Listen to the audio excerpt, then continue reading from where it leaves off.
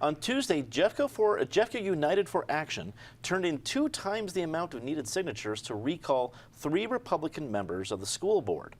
If the signatures are approved and not challenged, the recall election would coincide with the scheduled November election later this year.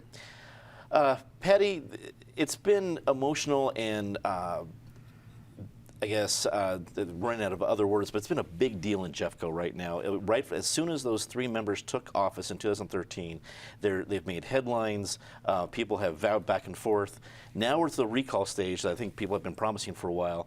Were you surprised to see how many signatures they provided relatively quickly, because their due date really wasn't until September?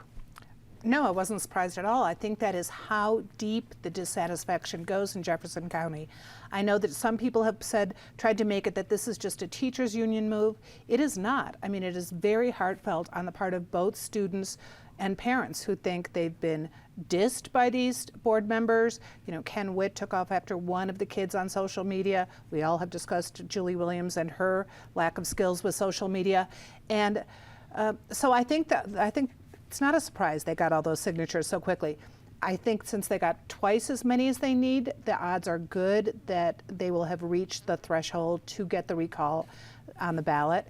And in November, we're going to have the flip side of what we saw 2 years ago, when all the conservatives in Colorado either wanted to leave the state entirely or at least recall everyone they could. And so now we've got the flip side in Jeffco, and we're going to have another hard fight.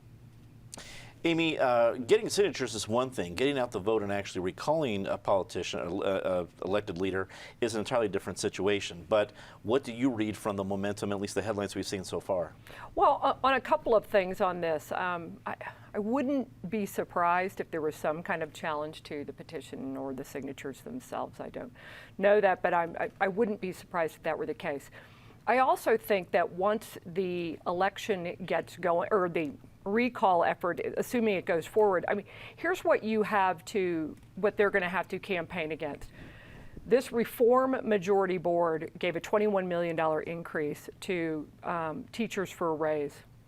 Student-based budgeting so that schools have more control over their own budgets.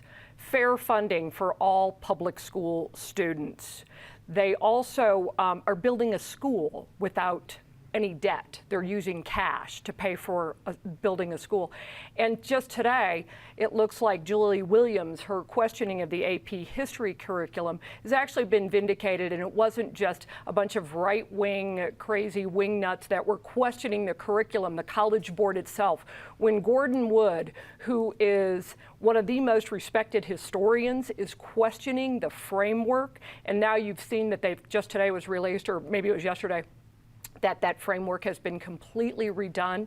Julie Williams has been vindicated a little bit on that. So it's a whole different ball game when you're just arguing emotion. But when you start getting into the facts, and you will more so if the recall goes forward, it will certainly make it more interesting. Penn, it seems that recalls have become now the strategy of choice when it comes to politics in Colorado. It started after the 2013 session. Now you're seeing it here. I don't imagine it's really going to go away unless they fail. When a strategy fails, then people won't try it. What do you think about the prospects of success in this particular use of the strategy? Well, and I tend to agree with a recent Post editorial. I don't agree with all of the reasoning behind it, but the concept that recalls were really put in place to deal with elected officials for misfeasance or malfeasance or nonfeasance, not because of policy disputes. That's really what the election cycle is for. But we've done this to ourselves in Colorado with our easy access by citizens getting access to the ballot or doing these recall initiatives or otherwise. It's going to be a full-on campaign, and I do agree with Patty that sentiment runs deep in opposition to these board members. But I would offer this to the students of Jefferson County and to the students around the state of Colorado. There's an object lesson here that ought to be learned that the adults are teaching you indirectly and inadvertently. Sometimes how you treat people is more important than what you do. And I think there are some substantive decisions this board made, although I might not agree with them, that are grounded and based in fact. But how they went about it and how they treated students and parents and teachers is part of the reason for this outcry. And when you talk about the skill set this board lacked, part of it wasn't mastering social media. Part of it was not mastering human interaction. Kara, Jefferson County School District is a huge district. It's a major player in Colorado. And do you think what happens there, that people are going to say this is the battleground for the state? So whether you're on the progressive side of the coin or the conservative side of the coin, this is kind of the battle royale for what might happen in other counties? Well, I'm not sure if it's going to be the battleground, the bellwether for what happens elsewhere. I think we've already seen that in Douglas County. We've seen examples of that in Colorado Springs, District 11, which is another very large district in Colorado.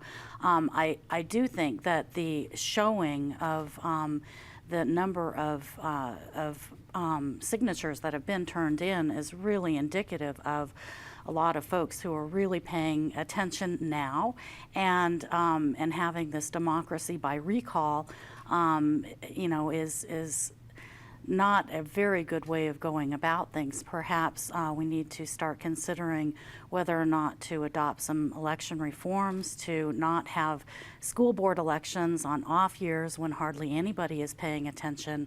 I think one thing is clear. Penn's right that this is really an abject lesson for students in the democratic process, and hopefully for their parents as well.